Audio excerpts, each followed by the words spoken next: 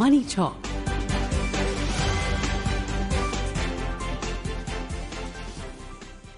This is Akashwani. In the program Money Talk, now we bring you a discussion on India-Japan economic synergy, expanding trade, investment and strategic partnerships. The participants are Professor Rahul Mishra, International Affairs Expert, and Rajesh Lake, Anchor. Hello and welcome to Money Talk, the program where we decode the big economic stories shaping India and the world. Today our focus is on a landmark moment in India's economic diplomacy. Union Commerce and Industry Minister Piyush Goyal's visit to Japan, leading India's largest ever business delegation, over 200 industry leaders, startups and women entrepreneurs, with Japan committing a 10 trillion yen investment target in India over the next decade and bilateral trade already at 27.5 billion in FY 25-26. The stakes are high and the opportunities even higher. To help us unpack this, we have with us Professor Rahul Mishra, Senior Research Fellow at the German Southeast Asian Center of Excellence for Public Policy and Good Governance, and Associate Professor at the Center for Indo-Pacific Studies, JNU, a leading voice on India-Japan relations and Indo-Pacific strategy. Professor Mishra, a warm welcome. Thank you very much. Minister Goyal is leading India's largest ever business delegation to Japan, over 200 members, as we said in the beginning. What makes this visit qualitatively different from past high-level trade missions? Well, there are a number of reasons to say that this is an unprecedented, remarkable visit by the Indian side to Japan. First and foremost, it manifests the confidence that India has in its growing economy, which is growing at a very consistent and fast rate of 7.7%, and also reflective of the target which is achievable of making the Indian economy a $30 trillion economy by 2047. The beauty of this visit lies in the fact that today India and Japan are not just focusing on conventional sectors of trade, but they are focusing on strengthening linkages between Japanese companies and Tier 2 and Tier 3 of our supply ecosystem and collaborate on industrial and tech partnerships. Also in trying to increase the investments and the overall role of MSME sector in India and Japan. And they are looking beyond the conventional framework of trade in traditional sectors. So clean energy, innovation, technology partnership, startup partnership, which is already pretty strong with leading Indian companies like Ola and Flipkart benefiting from Japanese investment, but also in defense sector, in security sector and supply chain resilience. So really a wide array of trade and investment plans and very well designed and skillfully crafted strategy to cooperate and collaborate on trade and investment sectors. Okay, Rahul, Japan slipped to 5th place among global FDI investors in India last year. What will it take to move Japan back into the top 3? And does this visit signal a turning point? Well, Japan has slipped to the 5th position in terms of investing in India, but that I believe is only temporary, because if we look at the areas of cooperation, there is really quite a lot that Japan and India can do together. And for instance, in his address, Minister Piyush Goyal, when he spoke to Keidanren, the Japan's Apex Business Council, which comprises 1,500 business companies, at that meeting, this issue of greater Japanese investment in new sectors is what he focused on. So I think in emerging sectors such as semiconductor and other innovative sectors and technology, clean energy, critical minerals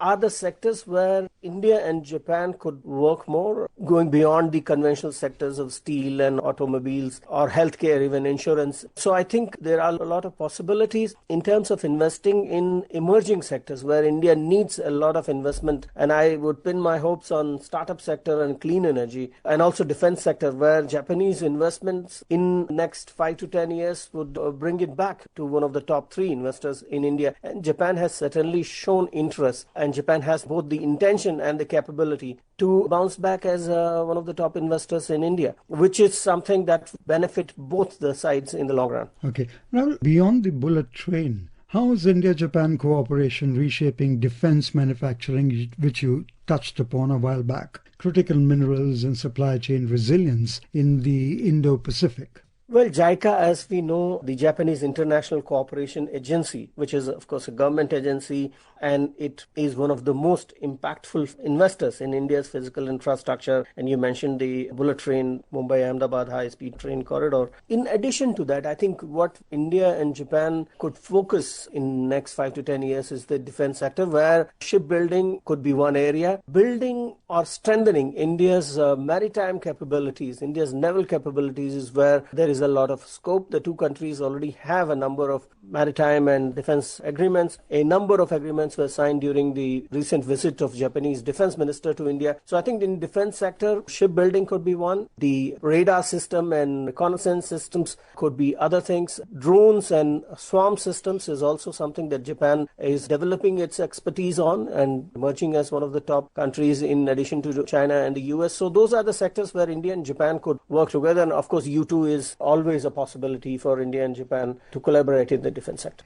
Okay, and also Minister Piyush Goyal pitched India's large market and expanding FTA network as a strategic advantage for Japanese firms. Now, how does India's FTA architecture with the UAE, Australia and potential UK-EU deals amplify Japan's global supply chain strategy? Well, Japan, as all of us know, has been trying to shift its focus away from China during and after COVID times. The government of Japan and private companies tried to do a lot to shift their focus and find countries that have enabling environment and a greater ease of doing business in those countries. And India has emerged as one of the top countries. With India's number of recently signed FTA agreements, it is clear that India has the necessary capabilities to provide a conducive environment for greater investments and seamless trade between the two nations. And Japan's overall strategy is one, to diversify away from China, and second, increasingly to also diversify away from the US. So keeping this in mind, India is certainly emerging as a third pole, as it were, in terms of Japanese investments and their idea of creating an alternative supply chain with India and also countries that are partnering with India, UAE and Australia, the European Union, are to name a few. So I think with this emerging regional economic architecture, transnational economic architecture, I think Japan has found the right spot in India to amplify its overall trade and supply chain routes, which could emerge as, if not a complete alternative, at least a kind of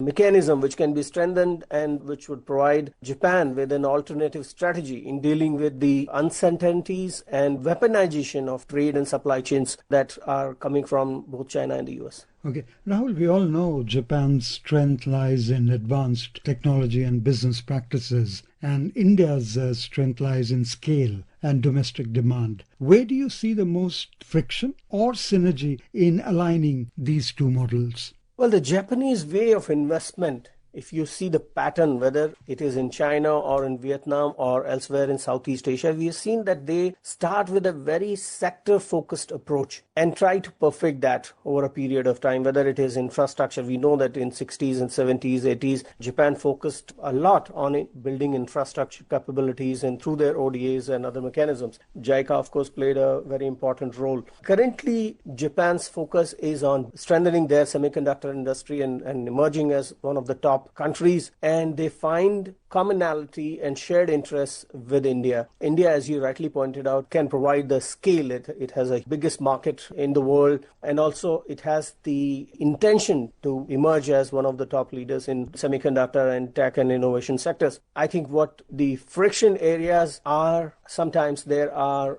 kind of incoherent policies of state in terms of inviting investments, and the policies that we have at the federal level and how they are implemented at the state level is something that has caused anxieties in Japan. So I think greater harmonization in state and center's policies in India, and also more coordination, greater coordination with Japanese companies is something that has to be perhaps looked at more carefully. And in that context, the Japan Plus strategy or Japan Plus initiative, I think is the right initiative at the right time, because the whole idea of Japan Plus is to make Japanese investments in India smoother and more efficient. So I think the government is already working on these ideas and it will be realized soon. So I think we are witnessing conscious efforts by both the governments to eliminate or at least reduce the frictions that have emerged over a period of time in terms of realizing Japanese investments in India in a timely manner. Rahul, the Quad has passed its survivability test, as you have also written. How does economic synergy between India and Japan strengthen the Quad's strategic posture, especially vis-à-vis China? Quad has definitely proved its worth and it has shown its resilience over a period of time. For India and Japan, Quad is not just about security. They're certainly not interested in militarizing the Quad. So economic rationale makes a lot of sense for these two countries. Japan is interested in bolstering economic cooperation amongst the Quad countries. So the Japanese idea is to first strengthen cooperation with both Australia and India in terms of creating supply chain alternatives, in terms of increasing mutual trade and investments. And for that, Japan knows that if there is any country in the world which can provide an alternative, a credible, strong alternative to China, that country is India. So Japan is pinning its hope on India as it's part of Japan's long game, as it were, in the Indo-Pacific region. And that's why these investments from infrastructure to defense sector to MSMEs and emerging sectors of technology. Okay. Japan's SMEs have been slower to invest in India, Rahul, compared to giants like Suzuki and Toyota. What incentives or policy shifts could unlock this missing middle of Japanese investment? Yes, it is true that Japanese big corporations have invested in a lot, and you mentioned Toyota and Suzuki, but also in the banking sector, the SoftBank Group, for example, or Daikin and Hitachi. So these companies have invested a lot. MSE sector is relatively slower. That is perhaps because of India's own MSME sector, the constraint that India's MSME sector faces. And I think there is also a need for greater harmonization in terms of overall export outlook and bilateral collaboration approach. Once that is achieved, I think we'd see greater Japanese MSE investment in India. And that is also one of the key objectives of Minister Piyush Goyal's Japan visit, where he focused over and again on building greater ties between Tier 2 and Tier 3 companies and creating a supplier ecosystem between MSMEs on both sides. Okay. And India and Japan are negotiating a new trade agreement. What should be the non-negotiables for India, and where should flexibility be shown to secure long-term strategic alignment? I think the non-negotiables for India are not that much of a problem with regards to Japan, because India's agriculture sector and MSME sector, both of them will go relatively unharmed if we sign an agreement with Japan. So I think a bilateral trade arrangement with Japan should not be a problem for India or India's vulnerable sectors.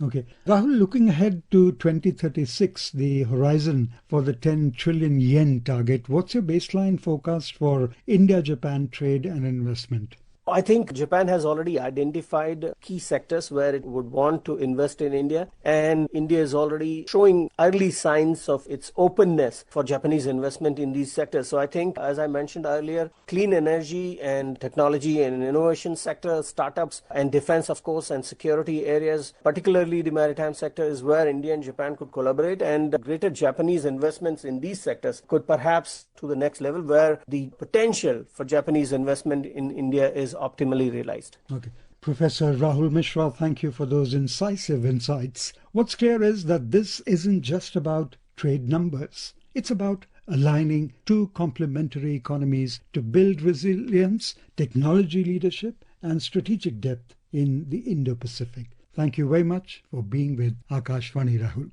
Always a pleasure. Thank you. You were listening to a discussion on India-Japan economic synergy, expanding trade, investment and strategic partnerships. The participants were Professor Rahul Mishra, International Affairs Expert, and Rajesh Legh, Anchor.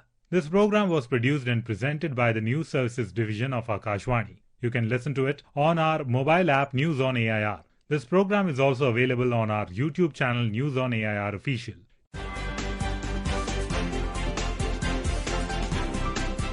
Money Talk